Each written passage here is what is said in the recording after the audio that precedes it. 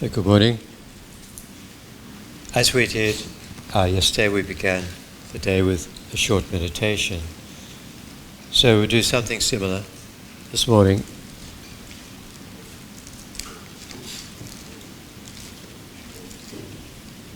The purpose of the second part, after we've calmed the mind by watching the breath, then the purpose to try to observe the mind itself, the continuum of awareness, is to become familiar with checking up or being mindful of our mind.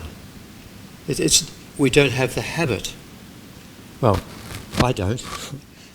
Most of us don't have the habit of checking our mind to see how it looks, how it appears. I think all of us in the morning, before we go out to work or to study or wherever we're going, we check the mirror to check our body. Right? Now, how does the body look? Is the hair straight, is clean, etc.? This is our presentation of me to the world, my body, my face, etc. And we go to all lengths to try to make the presentation of our body attractive, likable. From simply washing, to applying makeup, to spending large amounts of money at the plastic surgeons. Feeling how important it is to present one's physical appearance as oneself. But when we meet people, their physical appearance is one factor, but whether we really like them or not is what we can glean from their mental state. If somebody's mind is genuine, interested in us, in what's going on, sincere, not living at a level of pretense, but genuine, we can pick it up. We can pick up affection. We can pick up suppressed aggression. We can pick up pride. We can pick up the qualities of another person's mind. And that's how we judge them as an individual. Even those with most attractive face, attractive body, etc., worthy of being in a magazine or in a fashion parade.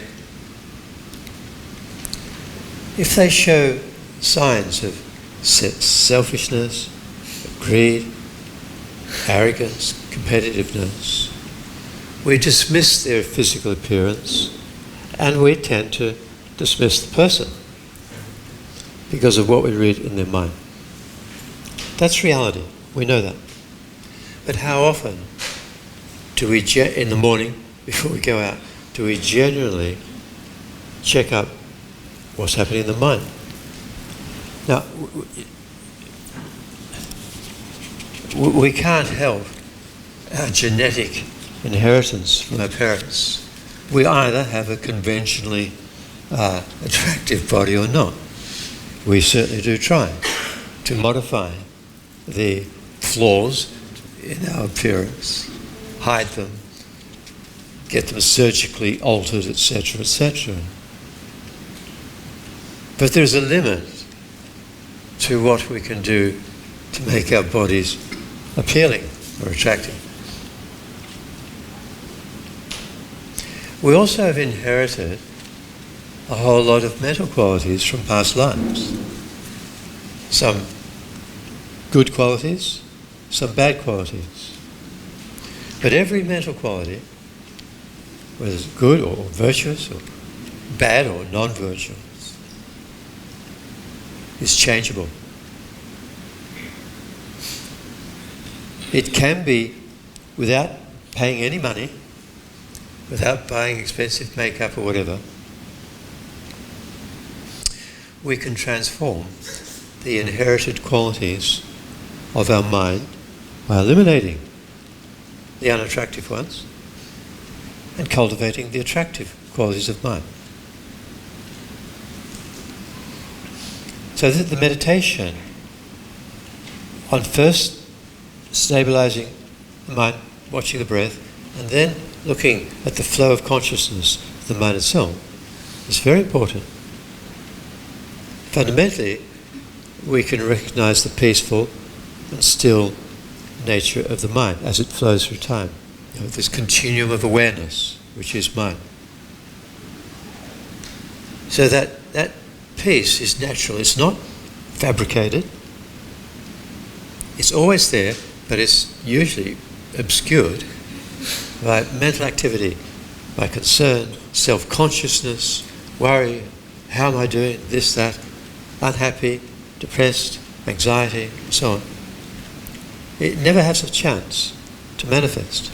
But if we consciously still the mind, watching the breath, it gets a chance. That's the foundation, the base. Having recognized that foundation, then we can build upon that, make that foundation really appealing and attractive. So there are many meditations which the Lamas teach us to cultivate loving kindness, compassion, patience, and so on. Attractive qualities of mind.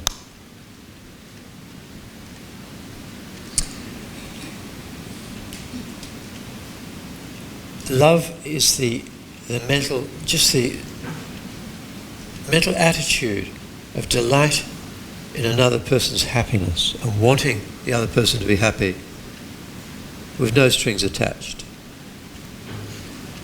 And as I mentioned yesterday, young babies and children require love from anybody, usually from mother, father, close relatives. They require love for both their physical and their mental development, maturation. Love is a form of nourishment, a psychological nourishment for little children. So it's a good starting point for training our mind to be attractive. So in our meditation, if we reach the point of stillness, relative peace, I'm not saying the actual peace and stillness is something a bit beyond our imagination, it's attainable, but simply a few minutes watching the breath can give us a hint, a taste of the natural quality of consciousness. So, on that foundation, we generate our mind in the aspect of love. And obviously, to generate love, we think of those persons who are most closest to us, who have given us so much care and attention and helped us, usually mother, father, grandmother, grandfather, close relatives. So we think of their kindness, we generate our mind in the aspect of love towards them. And then by extension, we can go further and further out. All humans, they look after their children, their friends, with kindness and so on. And even further, they have been like my present mother to me in past lives. So they're worthy objects of our love. Even the most harmful. People you read about in the newspapers, mass murderers and so on, they are still worthy objects of love. And then beyond that, there's all the animals, and birds, and fish, and insects and so on. Now they happen to be in that body covered in fur or scales. But in the past they were humans, and we were animals. And also in the past they've been our mother and father.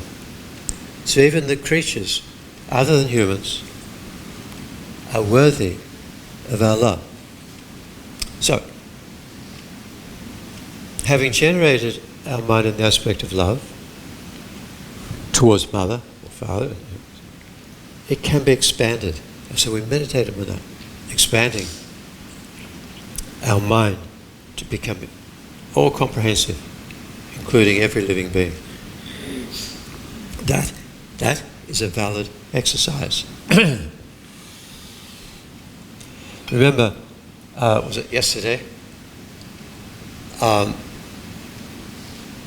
think I was mentioning the mental consciousness, which is our meditating mind, as opposed to the 5 sense consciousnesses. The mental consciousness itself is neither virtuous or non-virtuous. But it becomes totally virtuous or totally non-virtuous according to what mental factor may be manifesting. So we all have the seeds of love, we have the seeds of compassion and so on, but they're not necessarily manifest. We have the seeds of selfishness, of anger, of pride and jealousy, but they're not necessarily manifest. But at any one moment, when either a virtuous attitude, say of love, or a non-virtuous attitude of anger, is the seed is manifesting, that will colour the entire mind, the entire mental consciousness, as being virtuous or non-virtuous. So that the attitude or the appearance, if we look in the mirror of the mind, is that a valid metaphor? Anyway, when our mind has manifest love, it is an entity which can be picked up by others. Not necessarily, depending upon their mental attitude. If they are angry at us, dislike us, that can completely blind their intuitive awareness of where we're at. And they'll see us as their enemy.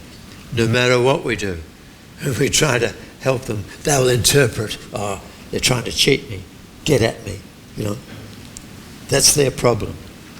We can't get into their mind directly. Indirectly, maybe, but not directly. But we can get into our own mind directly. So this is what we should do regularly, especially in the morning, preparation for the day, to consciously, just as we consciously clean our face, comb our hair, put on makeup, whatever, we should, and there could be some resistance, our mind doesn't want to meditate, it doesn't want to love everybody. I've got this awful boss at work who I want to get even. We've got to cleanse our mind of resentfulness, grudge bearing, which can go back a long way, and actively generate a mind in the aspect of love as the most important preparation for the day. Then, even if our clothes are a bit crumpled, our hair is messed up, it doesn't matter. The mind is pure. And to maintain it throughout the day is difficult, but possible.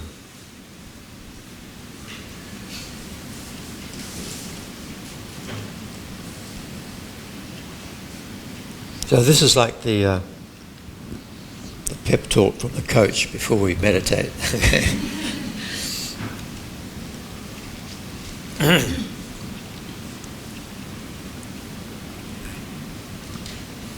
All right, so I'll describe it. as we go. So begin, first try to sit comfortably with your back straight. Rest your right hand, your left hand, thumbs together, elbows loose, hands in your lap. Your head slightly angled forward, mouth closed, breathing normally through your nose. Eyes slightly open or very lightly closed. And breathing normally, focus your entire attention with effort, holding awareness of the sensation of the air as it enters and leaves your nostrils with each breath. Try to maintain unbroken awareness of the inspiration and expiration at your nostrils.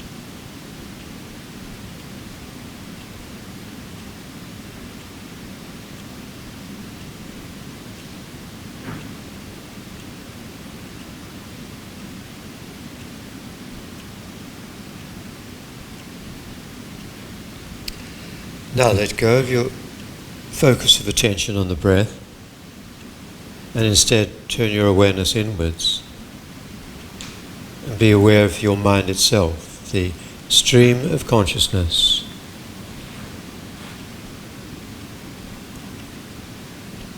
And try to recognize the peaceful state, the natural quiet in your mind when the tendency to become involved in ideas and thoughts has settled down.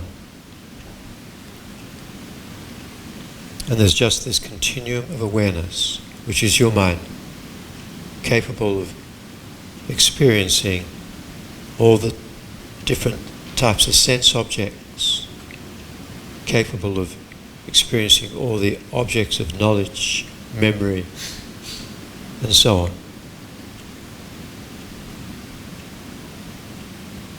But the moment in the state of peace and stillness, let your awareness abide in that natural quiet.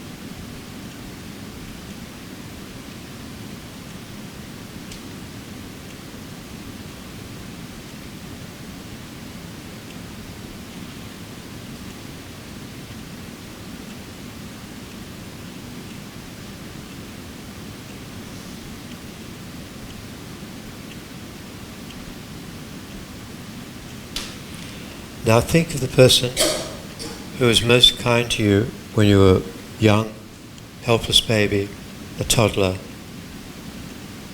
who looked after you, nourished you, protected you, and so on. Even we can't remember when we were very young. But the fact that we survived indicates that we were looked after with love.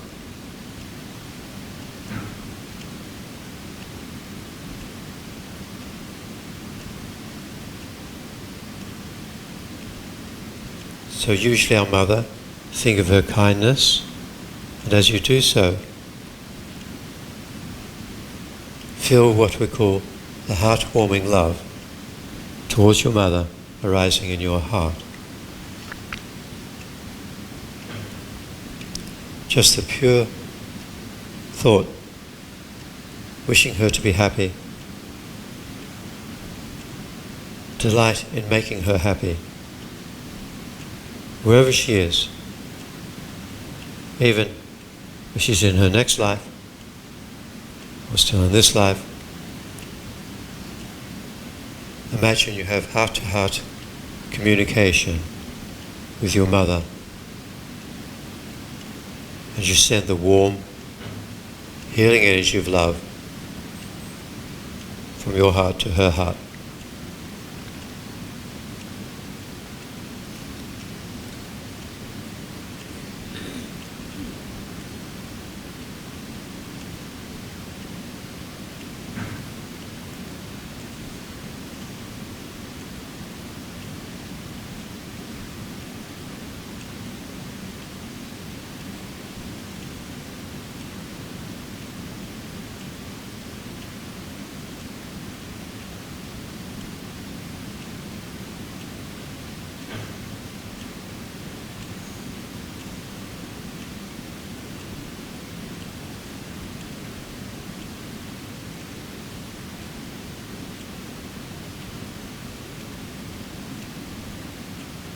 Feel great joy that in this way you are repaying her kindness towards you when you were very young.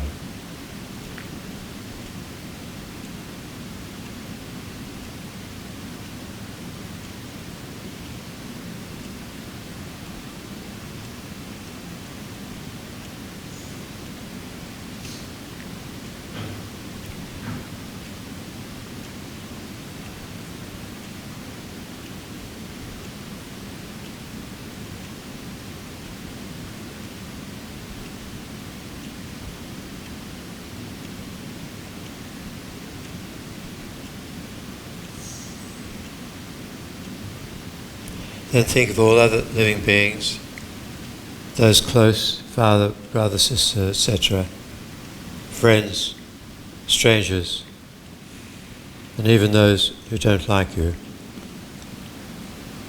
All the beings in the animal realm and the other realms of rebirth.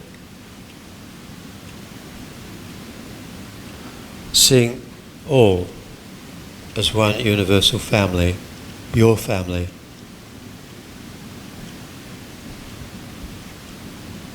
Imagine that you radiate the warmth of love from your heart throughout the universe, touching the hearts of all living beings and bringing happiness.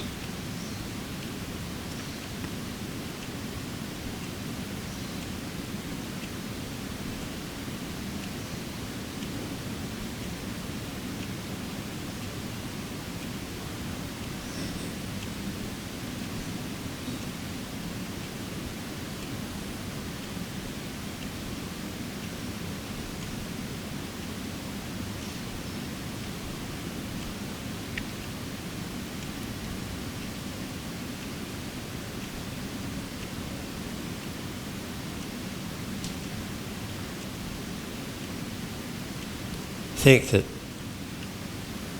the blissful energy from your heart has brought all mother sentient beings to enlightenment. Their environments have been transformed into pure lands.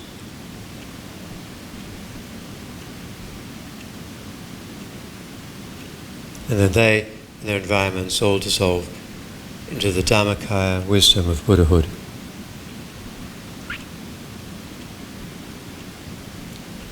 And the blissful energy of love that has radiated from your heart, having completed its purpose, flows back into you, entering your body from every direction, filling your body as your mind in the aspect of universal love.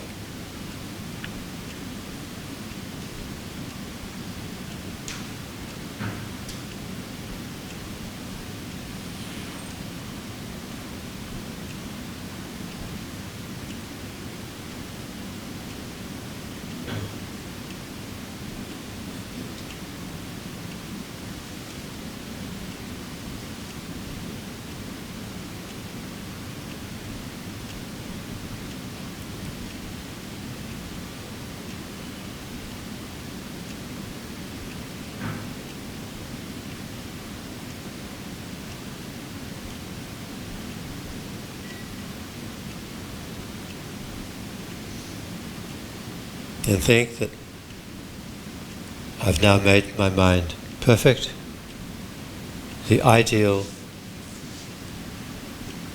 presentation to everybody I'm going to meet today, tomorrow, for the remainder of this life, and all future lives until I achieve enlightenment.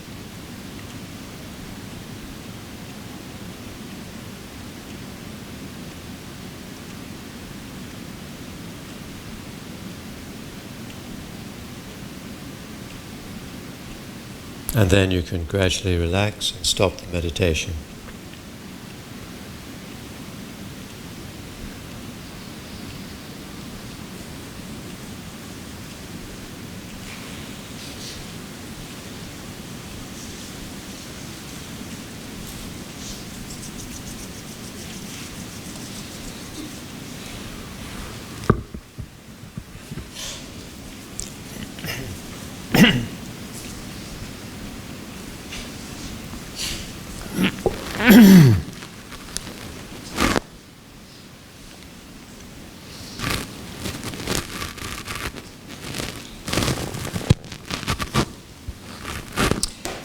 Okay, so this is the way we prepare, we best prepare our mind for living, and it's the best way to prepare our mind for dying. Right. So dying is the topic of the day.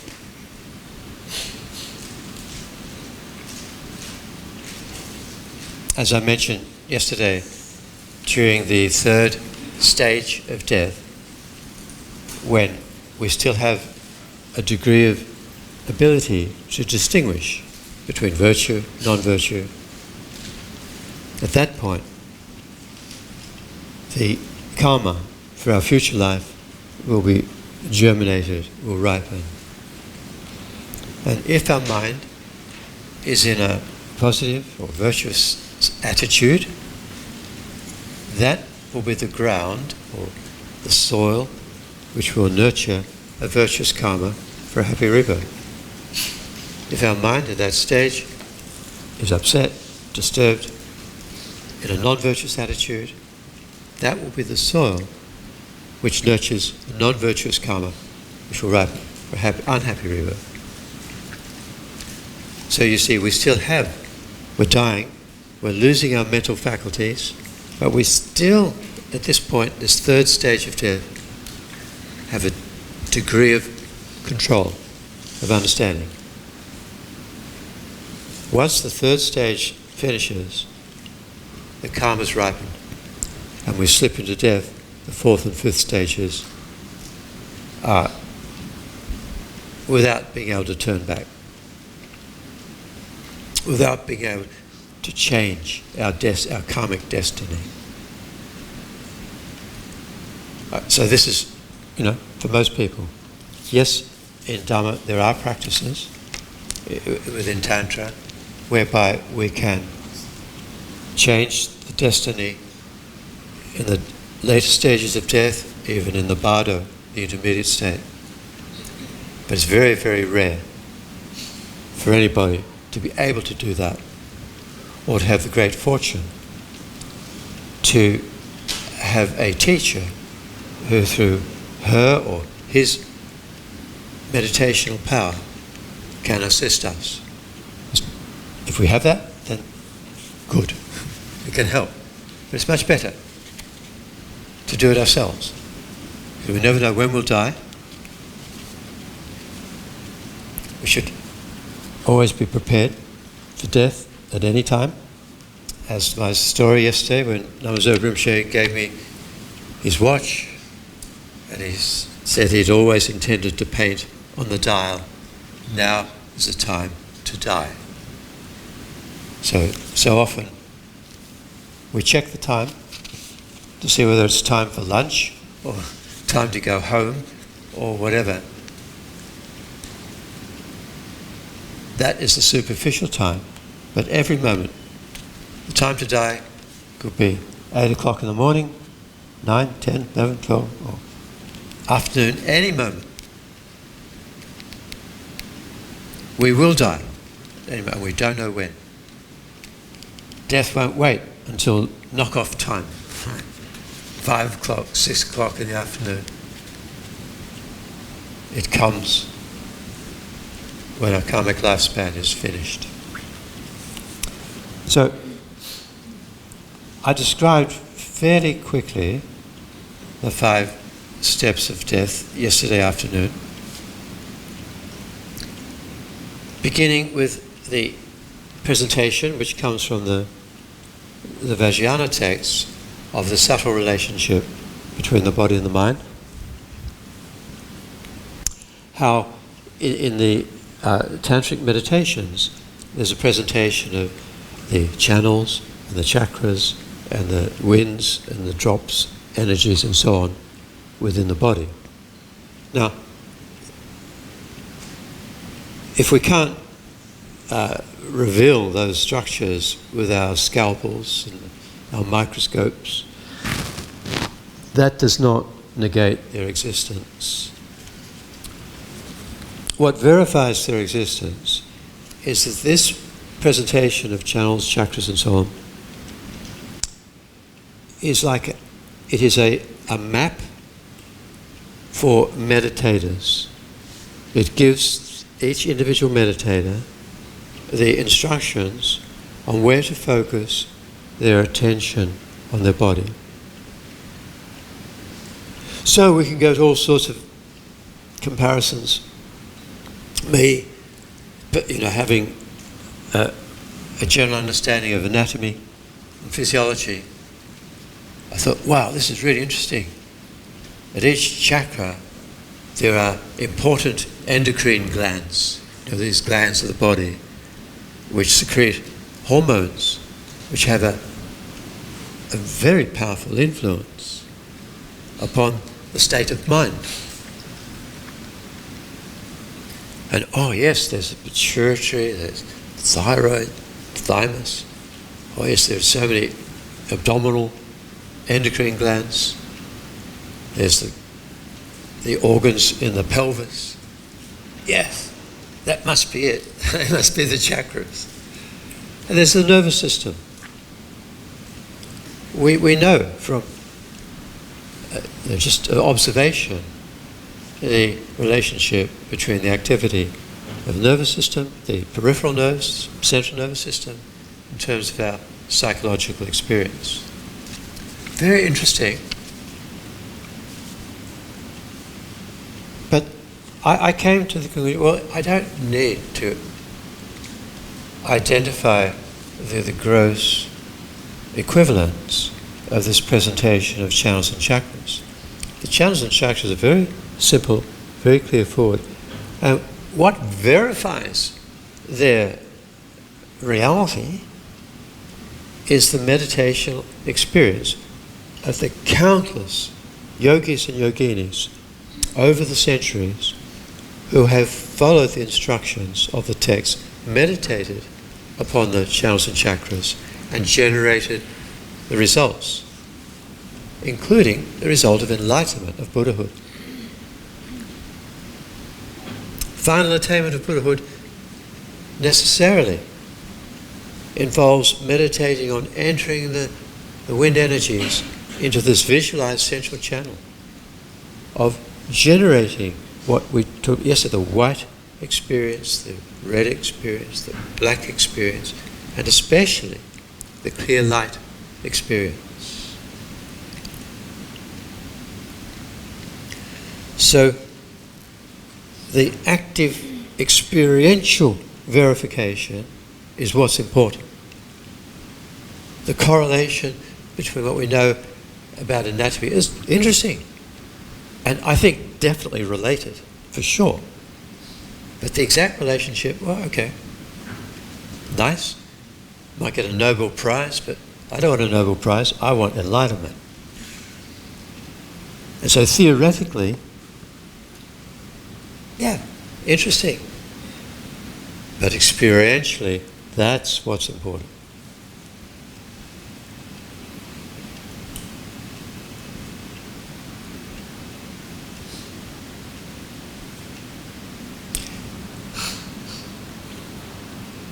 We mentioned during the first 4 steps, there are inner visions associated with the winds coming closer, entering the central channel, the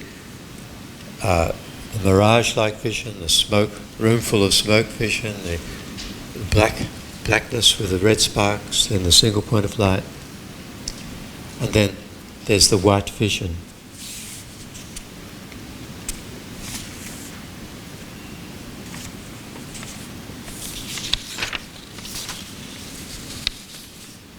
So I think on the third page,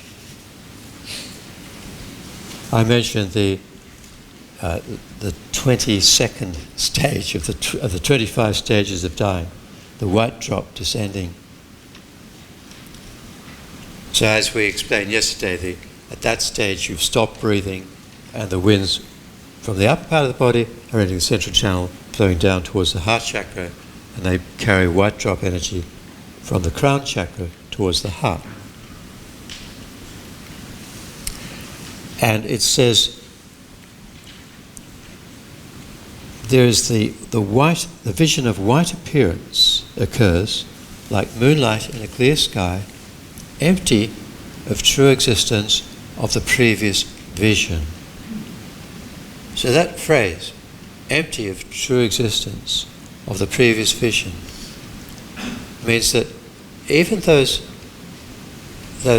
visions, mirage, room of smoke, sparks, point of light, they appear to the mind, and they also have the false appearance of true existence or inherent existence.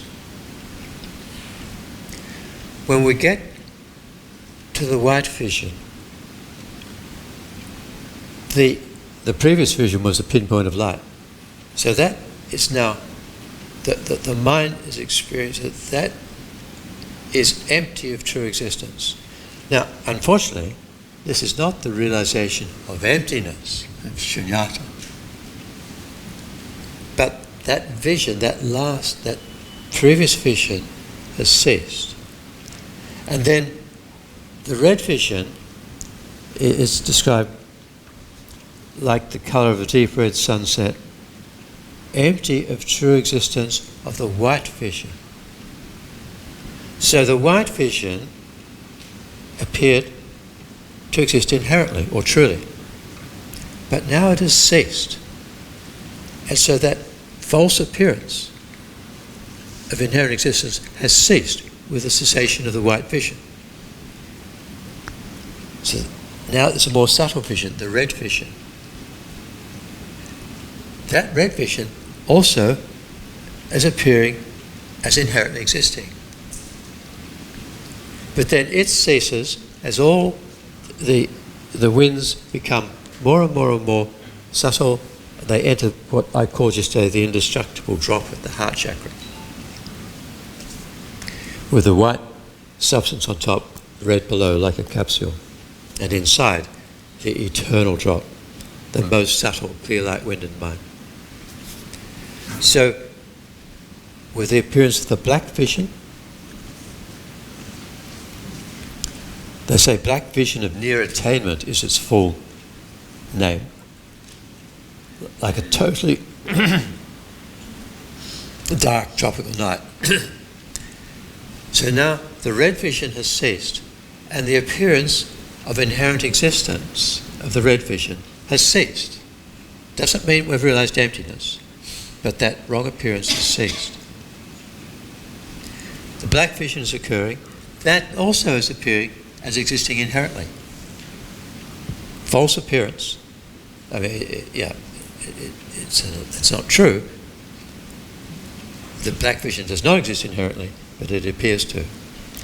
Then that ceases, and the final vision of death, called the clear light, or the ground, what we call it, ground nature of mind, manifests. That is the most subtle consciousness.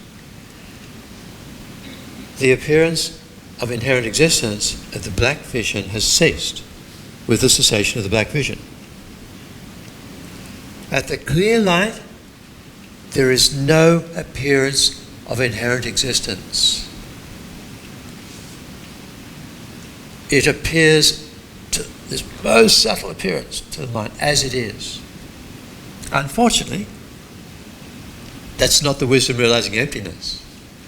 But boy, it's so close. That is a fabulous time to meditate on emptiness, when there's no appearance of inherent existence. And one of the main purposes of Tantric meditation is to get to the clear light, to totally transform one's gross image of our gross body into the aspect of Buddhahood, in the aspect of one of the meditational deities. And then we can't explain the methods, because that would contravene the Tantric vows. But the general purpose is to enter the winds into the central channel, experience the white, red, black visions, and meditate on the clear light. And then reverse. And so the Tantric practitioner reverses and gets on with his or her life with a very different attitude. You know, we're allowed to say that in Tantra, the most important aspect is to see oneself not ordinary, but it's called taking the result into the path, to see oneself as enlightened in the aspect of one's meditational deity. completely stop ordinary appearance. And then all of one's actions, one's thoughts, one's speech, one's physical actions are the actions of the deity. And if we've done our meditation properly, and of course, you can't do this without bodhicitta. And the wisdom, understanding emptiness, and those two realizations are dependent upon renunciation, complete renunciation.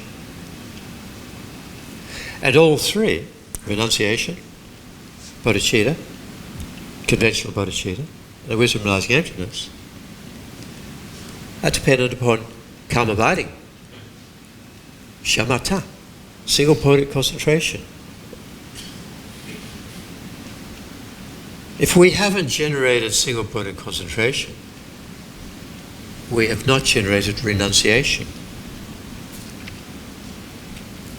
We definitely have not generated bodhicitta, or the wisdom understanding emptiness. I'm talking about the intellectual wisdom, not necessarily the direct wisdom, just the intellectual.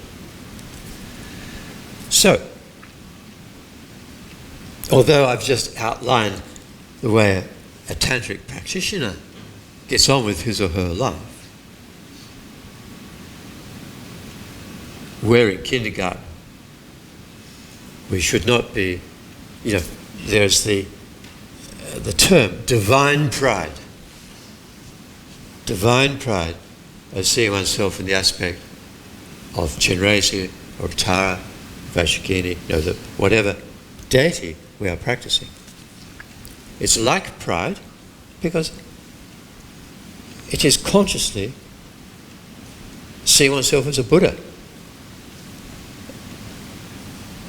And all sentient beings as the objects of one's love and compassion, as the purpose of one's existence. Buddhahood depends upon bodhicitta, right? Bodhicitta is the primary cause of Buddhahood. Bodhicitta, well, depends upon our teachers, but ultimately, bodhicitta depends upon sentient beings. If there were no sentient beings, there could be no universal compassion. No universal compassion, no bodhicitta. So the very purpose of Buddhahood is sentient beings. So divine pride, I am in the aspect of Tara or Chenrezig, whichever deity, is others. My whole being, my body, speech and mind are for the welfare of others. There is no other purpose for Buddhahood. So this death process is so important. Why? Because to achieve liberation, nirvana, personal liberation, we need to abandon the obscurations or the obstacles to liberation, the afflictions based upon ignorance, anger, attachment, and all the different types of disturbing emotions. They and their seeds need to be abandoned. But still, upon achieving nirvana, there are still the obscurations to omniscience, to full knowledge, to the full capacity and power of Buddhahood. So those obscurations have to be abandoned, and they present as the appearance of inherent existence. These appearances are the obscurations to omniscience. So they have to be totally eradicated. So how do we eradicate the appearance of the subtle visions of death, the appearance of inherent existence or true existence? We can only achieve that abandonment by generating those appearances, and which will appear as inherent existent, then meditating on emptiness and extinguishing the false appearance of the white vision, red vision, black vision, and the clear light. There is no false appearance.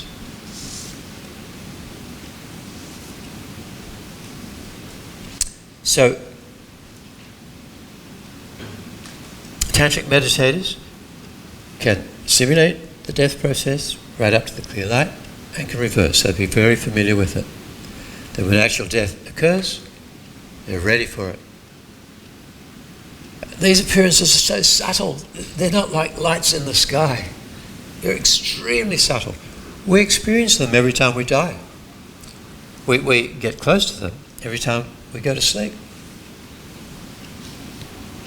But they're so subtle. We're just incapable of being aware that they're happening. I mean, they are a form of awareness, but we're not subjectively aware. Okay.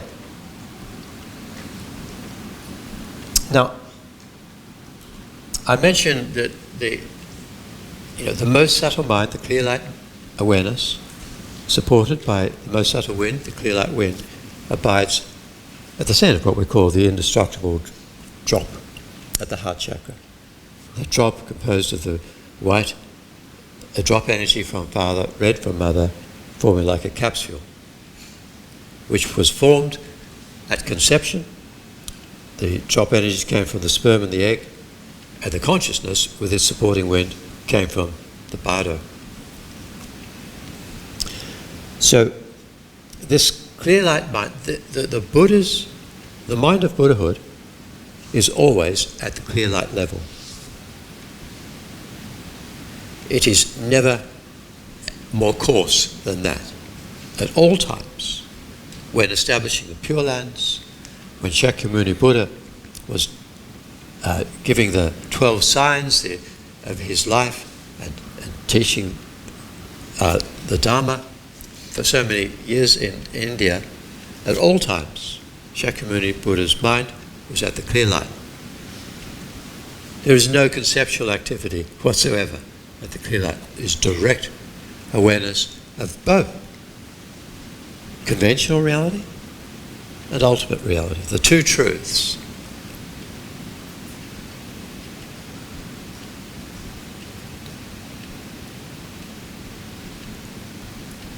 Our human body and mind were the result of karma. The course, we talked about the 5 types of wind energy and associated consciousness with them. This coarseness, the coarsening of the wind, mind and wind together, is a result of karma. Karma and afflictions. Buddha has no karma, no afflictions.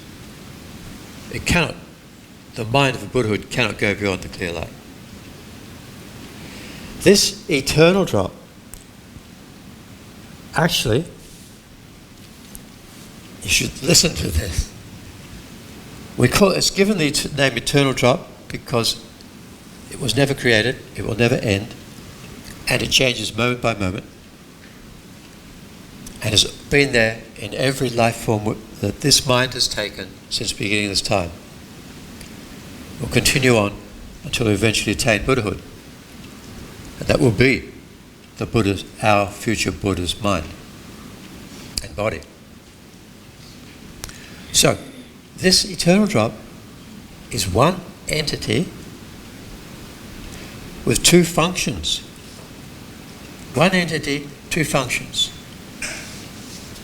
It has the function of awareness, which we label mind.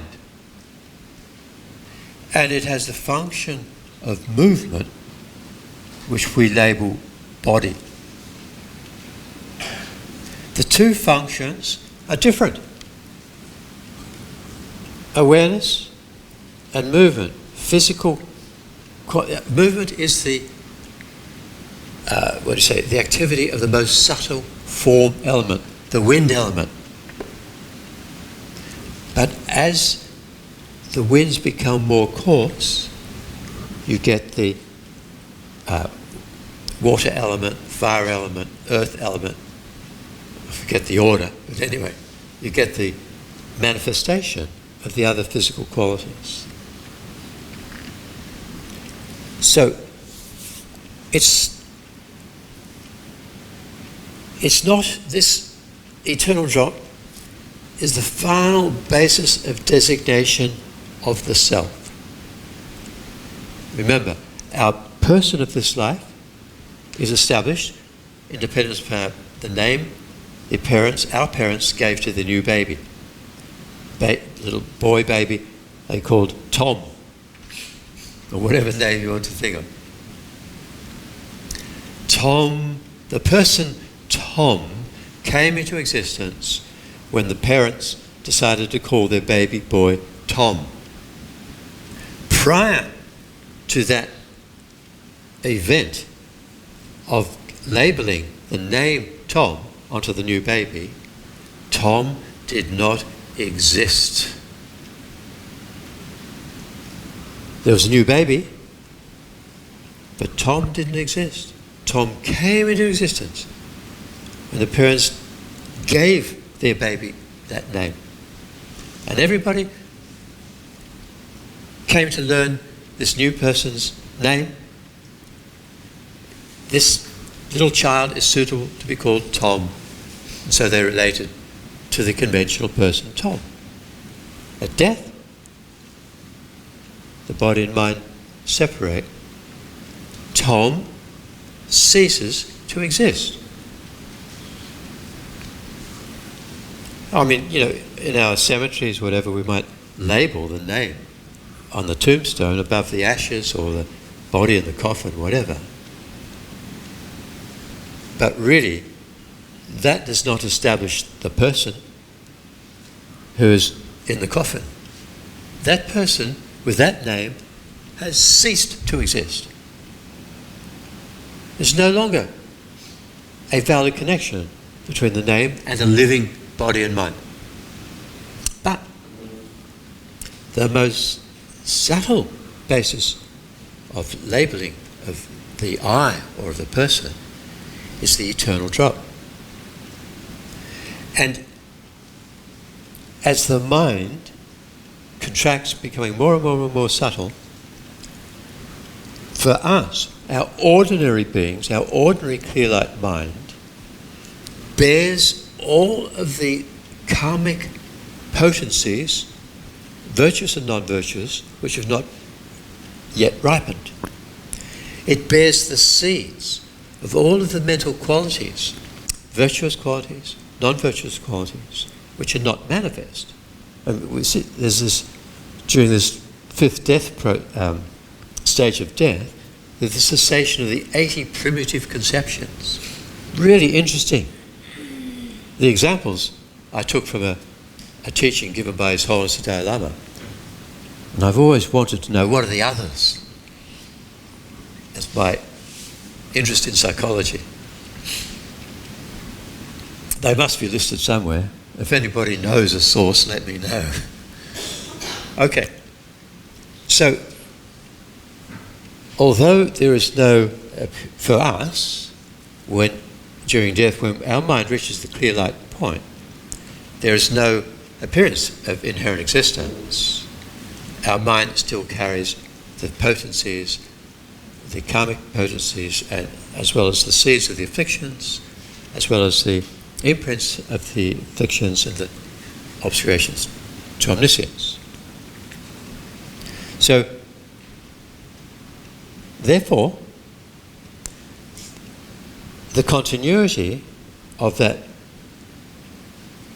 eternal drop, the most subtle wind of mind, which then leaves the body, and you get the coarsening of winds and minds, the bardo experience. That is the basis of the label I, or the person who goes from life to life. That is the the connection between past actions and future results on the same person, changing moment by moment, the same person. You see, Tom, during his life, experiences a lot of horrible things. We all experience horrible and nice experiences, which is the ripening of karma from past lives. But Tom did not create, when Tom experiences karmas from past lives, Tom didn't create those karmas. Tom didn't even begin to exist until his parents gave him the name. It's not fair that these bad things happen to poor old Tom, who's been a good boy. But then something really horrible happens. No, Tom didn't create those causes, but the clear light mind that came from the past life bore with it the imprints, and that is unique. We don't share clear light minds. We can't transform or transfer karmic potencies from one mind to another.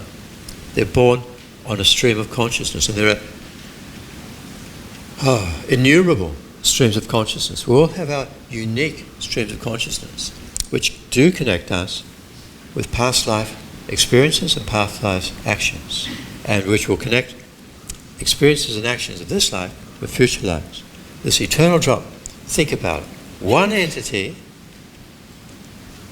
two functions, awareness and movement. One we label mind, the other we label body. This is the final meeting point of body and mind, going from life to life. So we can't escape actions of this life. We might try and bribe the police, etc. We might get away with certain bad behaviours from physical or social punishment, but unless we generate the four opponent powers to purify negative karma, we can't escape the karmic result of our actions in this life or future lives. All right. Okay, so that's where we ended up last night, at the point of death. As I said, in ordinary people, from the time we stop breathing, it can last up to 3 days, roughly they say, in an ordinary person. A meditator can hold the process and meditate on emptiness at the clear light stage for an extended period. And during that time, it's as if the body goes into,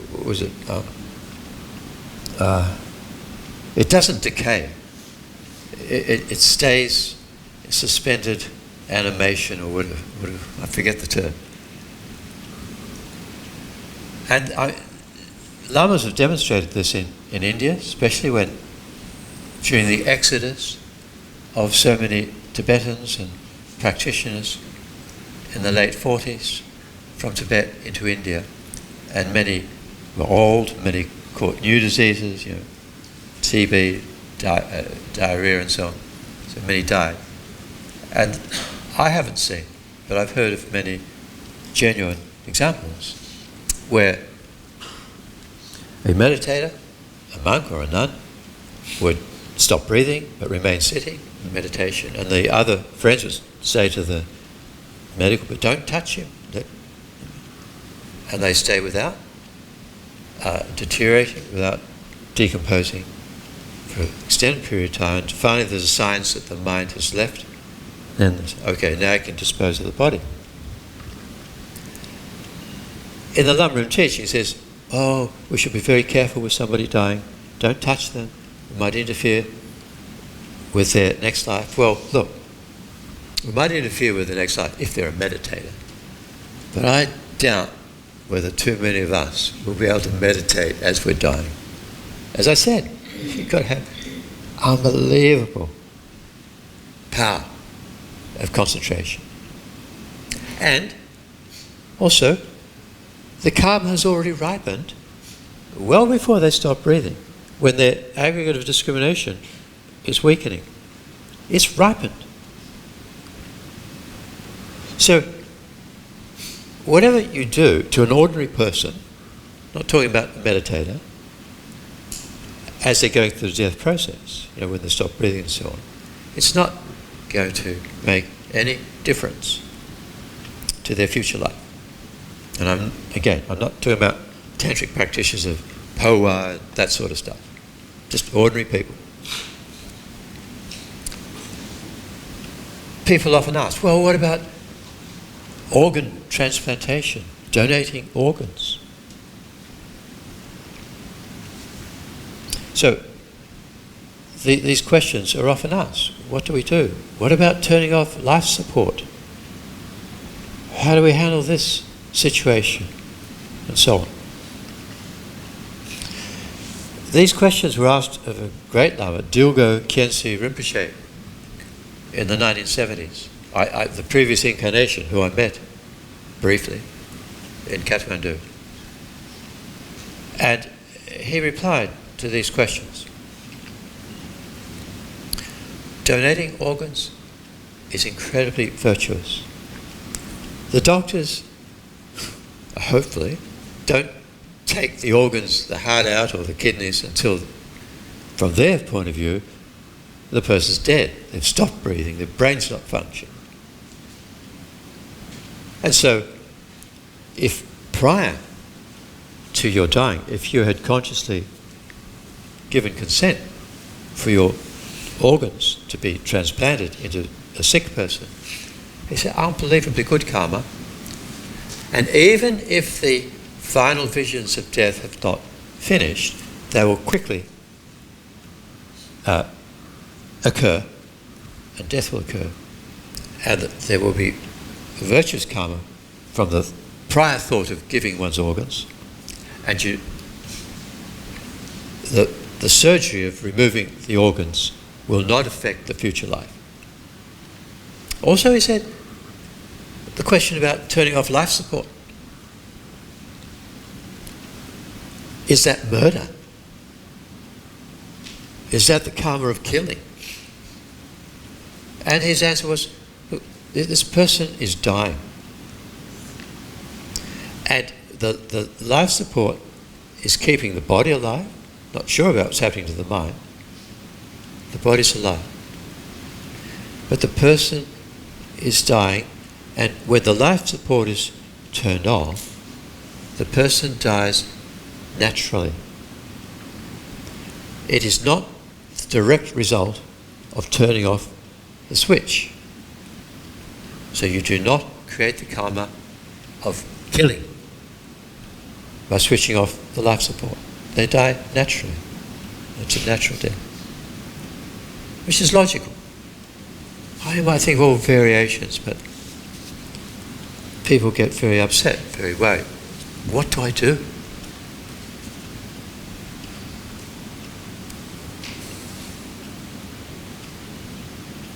Anyway, I was thinking of some other of that question and answer session, which I have notes of somewhere.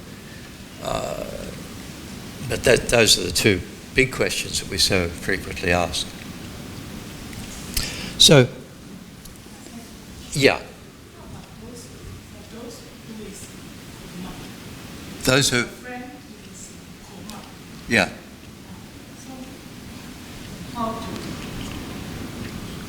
Pray for them, or look, it's difficult. They're not dying, but they're in a coma. I think it varies in each situation. And we know medically that some people who have been totally given up by the medical establishment have said to be in a vegetative state coma, actually are totally aware of what's happening, and there are methods of communicating. Like they can hear, and they can even, through their thoughts, they can, with their instruments, these people can actively communicate with you by thinking. Incredible. One example is Jeffrey Hopkins. You know Jeffrey Hopkins? Unbelievable scholar and student of Tibetan Buddhism. And I heard one time he had Lyme disease, this tick-borne parasite, racketing or whatever it is, in the United States. And he was in a coma. And he was totally conscious, but unable to communicate. And he actually heard the medical staff discussing the possibility of turning off the life support. He couldn't physically do anything, so mentally he was saying his mantras like crazy. Fortunately, he came out of the coma before they turned off the life support. And he was able to talk about it. So look, I can't give you a specific answer, but I think we should be careful. And we should use every means possible for those. We should, first of all, relate to a person in a coma as if they are fully awake and are aware of us. And this has been demonstrated. It's playing their favourite music, whatever, is so... It seems to be apparently beneficial. I did it with a friend of mine. We went through medical school together, very close, and then he started slipping into Alzheimer's. Really, really badly. To the point where he no longer recognised me or his family and required 24 hours care. So I said to his daughter, because see, we went through university in the 60s, right? Beatles, Rolling Stones, etc. So I said, look, get a CD of the Beatles and put the earphones on him and play it to him. And she said she did. And so Love, Love Me Do or something was being played. And she noticed that the only sign, his foot was tapping in rhythm to the beat of the song.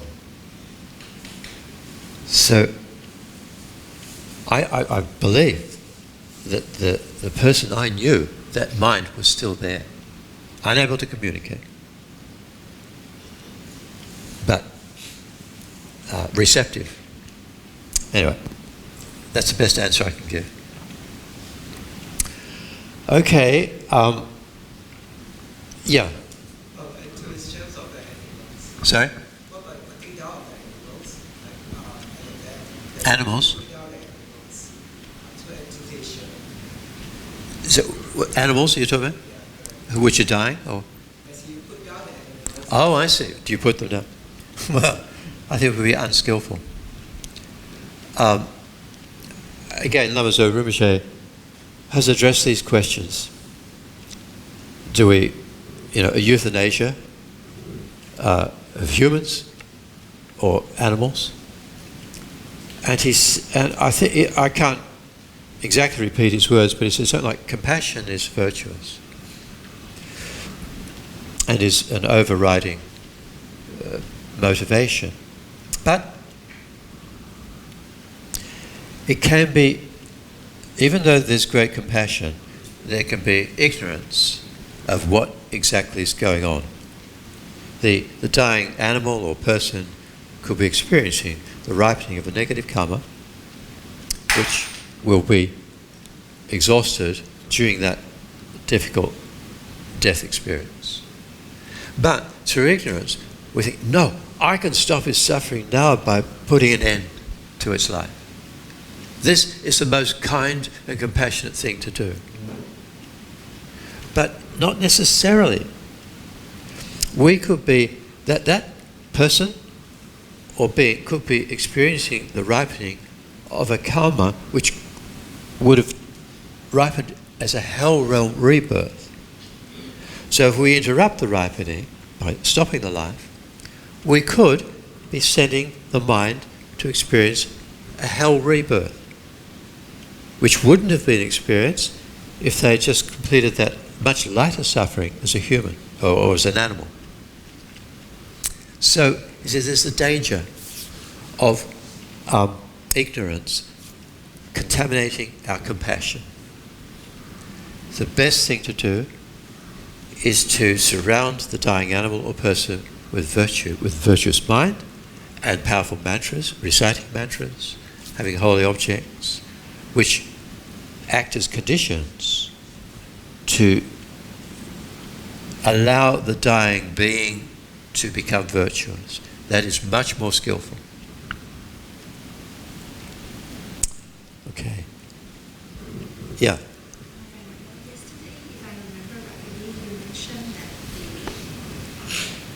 the end of our life is decided by the karmic imprint. So why is it that the current good deeds cannot affect the length of our life? I mean, cannot lengthen the life. I might be going to Alzheimer's, but I'm also going deaf. At the end of our life. Yeah, yesterday you mentioned the length of our life. Oh, yeah. Has already been decided by our karmic imprint. Yeah, the lifespan is determined by karma. Yeah, but why is it that our good deeds presently cannot affect? Why can't the lifespan be extended?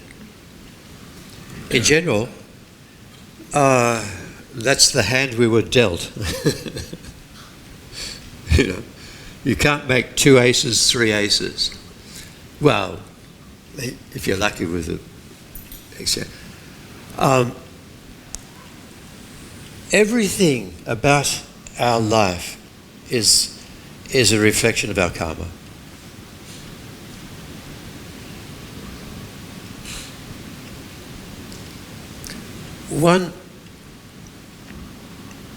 At a lecture at Melbourne University, Lama Yeshe, back in the mid-1970s, before I became a monk, I think, I was at this lecture.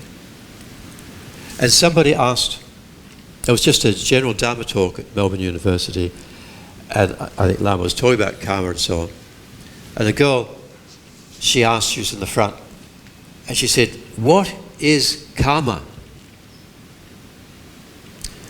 And Lama Yeshe, he said, "You are karma." And the lecture theatre went quiet. And this Australian guy up the back said, "I didn't understand the answer to that question." And Lama Yeshe said, "No, because the answer was for her, not for you." "You understood, didn't you, dear?" And she said, "Yes." I'm not sure she did, because I didn't understand. Everything about us is karma, even our lifespan.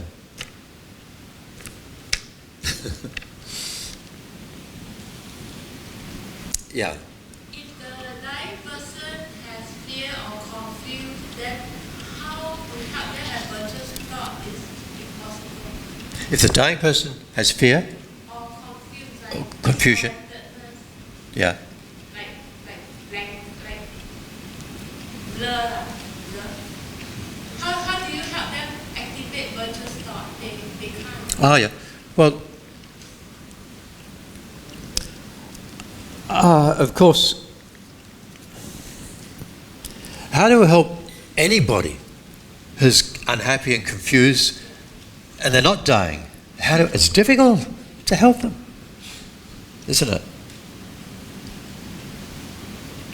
The best way is to be peaceful, to be loving, to have a stable mind, and let them dump upon us. I'm talking about everyday life, not to necessarily dying people, but it depends upon which stage you're dying. To let them express their fears and to be understanding, receptive, with kindness, with compassion, and with love. To be peaceful. In that way, simply by being, we can calm their mind.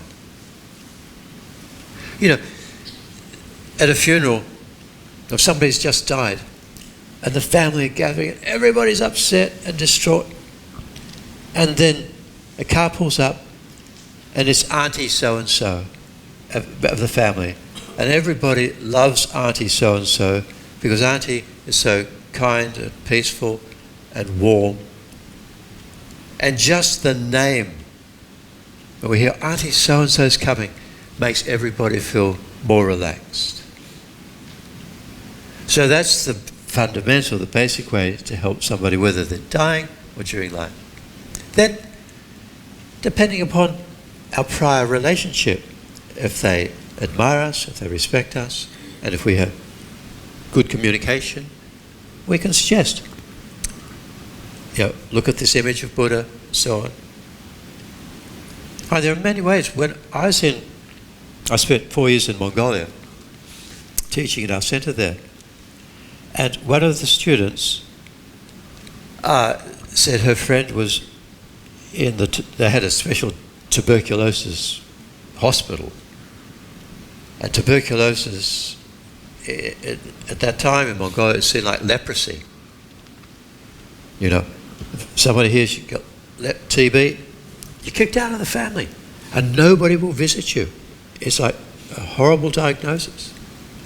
And there was a young woman who had been terminal diagnosis by the doctors. She was dying. It's so sad. Her family had abandoned her. And so she was just in this hospital room. And her friend, I didn't know her, but her friend said, what can we do? She did have faith in Dharma, because Mongolians, as they kept telling me, Buddhism is in our blood. They had 70 years of totalitarian suppression of Buddhism, much longer than Tibet. 70, and probably even heavier than what happened in Tibet. Anybody wearing robes was shot. There weren't nuns, there were monks, they were all killed. In Tibet, they were able to escape to India. Anyway, that's a side issue. So I had a picture of Chenrezig, Avalokiteshvara, forearmed. I gave it to a friend. I said, look, tell her to put it above her head in a hospital bed and to say, Om Mani Padme Hum, and to visualize, for the dying person, to visualize cleansing light from Chenrezig's heart, cleansing her of TB and everything. So she did that. Just 2 weeks, maybe 3 weeks later, the friend came to me and said that her friend has been discharged from hospital, no sign of tuberculosis. Unbelievable. Well, unbelievable. The power of her conviction in the validity of Buddha Dharma and Chenrezig. So I was astonished, even though I said to this, I didn't know that this was going to happen. I hoped it would. And I know Lama Zopa Rinpoche has many examples of the power of mantra. So we do what we can according to the person's receptivity. Yeah. People that committed suicides. Sorry? People that commit suicides. Person that commits suicides. So I missed the friend. Okay, those people that committed suicide. Oh, okay, yep. Commit suicide. Are these repeated actions of their previous lifetimes, or is it the ripening of negative karmas? So is the action of committing suicide, can this be a repetitive action from past lives, or the result of karma or new afflictions in this life? Both. Both can happen. And it's difficult to say unless one has clairvoyance to really know what's going on in a person's mind. And there can be a whole spectrum of mental attitudes behind the decision to commit suicide. There can be virtuous motivation. There can be non-virtuous motivation. Shakyamuni Buddha, as a bodhisattva, gave his life to the tigers out of compassion, pure compassion and love.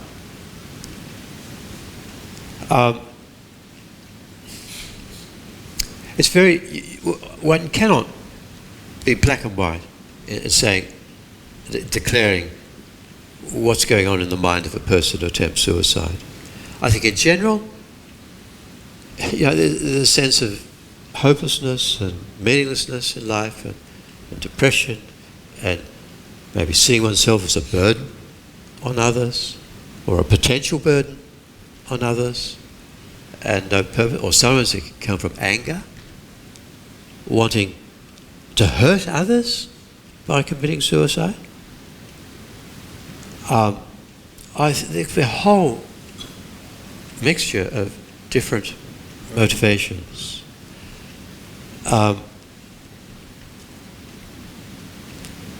first part of your question, yes, the tendency to repeat past actions is one form of karmic ripening. But in the specific instance of committing suicide, well, it may be an habitual behaviour karmically acquired from past lives. Or it may not be. It may also be a new decision. That's the general answer. Is that sufficient for your question, or you wanted something more deep? Important. Very important, because it's becoming more and more common in our society. The whole world, every country. More and more common. And for young people, it's common as cause for death in Australia, anyway, in young people. So sad. Sense of just meaninglessness, hopelessness. And it could be a whole sphere of discussion, but just general. It's not the only place where it's mentioned in the teaching on karma is that technically it's not the karma of killing to commit suicide. It's sort of I think next weekend is on karma, or the weekend after. But technically you don't create the karma of killing. Okay, all right, so we didn't get into the bardo. This morning we're supposed to get into the bardo, so we will after lunch. Thank you, and so whatever positive energy we've created together, this morning we dedicate that to all beings.